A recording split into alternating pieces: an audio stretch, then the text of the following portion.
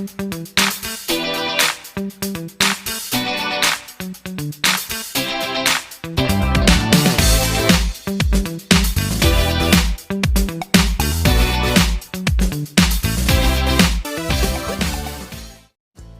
And welcome. आज की इस महत्वपूर्ण वीडियो में हम डिजिगो पोर्टल के बारे में जानेंगे, जो स्टेट बैंक ऑफ इंडिया या एसबीआई द्वारा टीसीएस अर्थात टाटा कंसल्टेंसी सर्विसेज के सहयोग से निर्मित किया गया है। समग्र शिक्षा अभियान अंतर्गत स्कूलों, कार्यालयों और छात्रावासों को जो विभिन्न अनुदान दिए जाते हैं, जैसे वार्षिक अनुदान या एनुअल ग्रांट, खेल अनुदान या स्पोर्ट्स ग्रांट, ओजस यूथ क्लब की राशि, रेमेडियल टीचिंग, आत्मरक्षा, सेफ्टी एंड सिक्योरिटी, एसएमडीसी की ट्रेनिंग आदि का प्रयोग अब डिजिगो पोर्टल के माध्यम से ही किया जाना है। डिजिगो भारत शासन के पब्लिक फाइनेंशियल मैनेजमेंट सिस्टम अर्थात पीएफएमएस से लिंक ऑनलाइन पेमेंट पोर्टल है।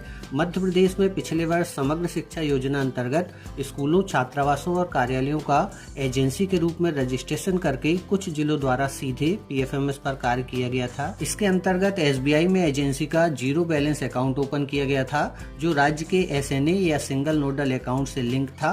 किंतु कुछ तकनीकी और व्यवहारिक कठिनाइयों के कारण पिछले वर्ष बड़ी संख्या में स्कूलों या एजेंसियों द्वारा समग्र शिक्षा अनुदानों का उपयोग किया जाना संभव नहीं हो सका। इन कठिनाइयों को दूर करने के लिए इस वर्ष डिजिगो पोर्टल का विकास किया गया है।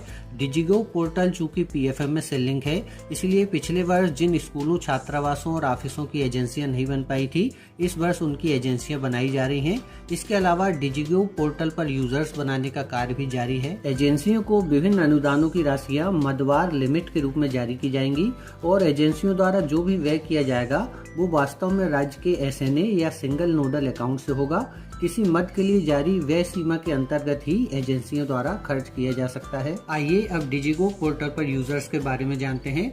डिजिगो पोर्टल पर प्रत्येक एजेंसी, स्कूल, छात्रावास या कार्यालय के 3 यूजर होंगे: मेकर, वेरीफायर और अप्रूवर। किसी एजेंसी का मेकर सामान्यतः अकाउंटेंट, लिपिक, कंप्यूटर ऑपरेटर या कोई शिक्षक हो सकता है। वेरीफायर एसएमडीसी या एसएमसी का प्रभारी, वार्डन अथवा कोई शिक्षक हो सकता है।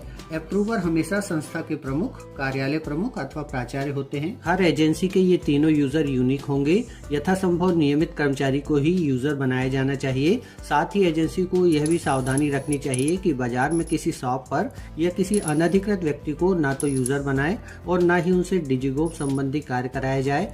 डिजिगो पर मेकर द्वारा बिल बनाया जाएगा, वेरीफायर उसे सत्यापित करेंगे, जबकि संस्था प्रमुख या अप्रूवर द्वारा बिल को अप्रूव किया जाएगा। इस वीडियो में हम डिजिगो पर वेंडर बनाना सीखेंगे, जो सभी एजेंसियों के लिए फर्स्ट स्टेप है। वेंडर कोई भी व्यक्ति, शॉप, फर्म, संगठन या एनजीओ हो सकता है, यानी जिसे भी भुगतान किया जा रहा है वह हमारा वेंडर कहलाएगा। समस्त भुगतान सीधे वेंडर के बैंक खातों में किया जाएगा, इसीलिए जिसे वेंडर बनाया जा रहा है उसका बैंक अकाउंट होना अनिवार्य है। तो चलिए हम डिजिगो पोर्टल पर वेंडर बनाने की प्रक्रिया देखते हैं। अपने ब्राउजर में हम SNA FMS SBI टाइप करके सर्च करेंगे। आप स्क्रीन पर दिया गया URL भी दर्ज कर सकते हैं। सर्च रिजल्ट में हमें SBI CSS लॉगिन की लिंक दिखाई देगी। इस पर क्लिक करने पर डिजिगो का लॉगिन पेज ओपन हो जाएगा। जैसा कि हम जानते हैं कि एजेंसी को सर्वप्रथम अपने वेंडर बनाने होंगे जिन्हें भुगतान किया जाना है, और वेंडर और बिल बनाने का कार्य मेकर द्वारा किया जाता है। इसीलिए इस पेज पर हम मेकर का यूजर नेम, पासवर्ड और कैप्चा कोड दर्ज करेंगे और इसे लॉगिन करेंगे। लॉगिन हो जाने पर एजेंसी का डैशबोर्ड प्रदर्शित होगा, जहां टॉप में राज्य शिक्षा केंद्र MP 324 5330 लिखा हुआ है, जो समग्र शिक्षा योजना का कोड है। बाईं ओर दिए गए मेनू में हमें 2 ऑप्शन दिखाई देंगे, मैनेज इनबॉक्स और माई मॉड्यूल्स। यहाँ पर हमें माई मॉड्यूल ऑप्शन पर क्लिक करना है। अगले पेज पर हमें वेंडर मैनेजमेंट की लिंक दिखाई देगी, हम इसे ओपन करेंगे। हमारे सामने वेंडर से संबंधित कुछ ऑप्शन प्रदर्शित होंगे। जब भी हम कोई नया वेंडर क्रिएट करते हैं तो वो सबसे पहले पीएफएमएस द्वारा वैलिडेट होता है, इसलिए यहाँ पहली link manage vendor pending with PFMS की है।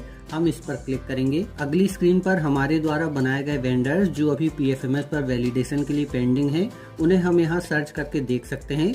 यहाँ वेंडर को उसके नाम से, यूनिक कोड से अथवा बैंक अकाउंट से सर्च किया जा सकता है। अभी हमें एक नया वेंडर क्रिएट करना है। इसके लिए हम नीचे दी गई ऐड वेंडर बटन पर क्लिक करेंगे। नया वेंडर बनाने के लिए फॉर्म ओपन होगा, जिसमें हमें वेंडर संबंधी जानकारियां दर्ज करनी है।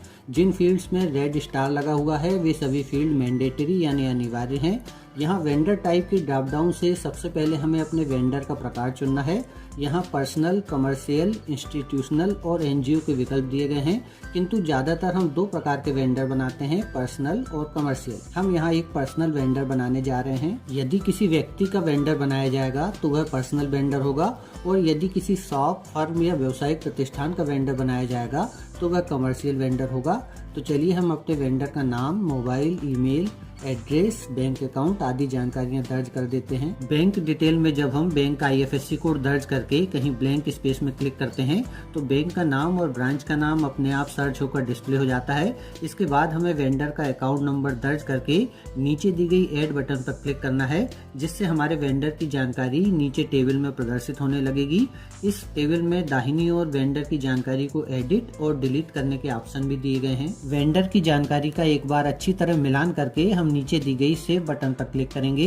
कंफर्मेशन बॉक्स अपीयर होगा, do you want to submit details, हम इसे यस कर देंगे। वेंडर रजिस्टर सक्सेसफुली के मैसेज के साथ हमारा वेंडर सफलतापूर्वक रजिस्टर हो गया है। एक बार वेंडर बन जाने के बाद वह वैलिडेशन के लिए PFMS पर चला जाता है, और जब तक वह वैलिडेट नहीं हो जाता तब तक हम उसे पेमेंट नहीं कर सकते हैं।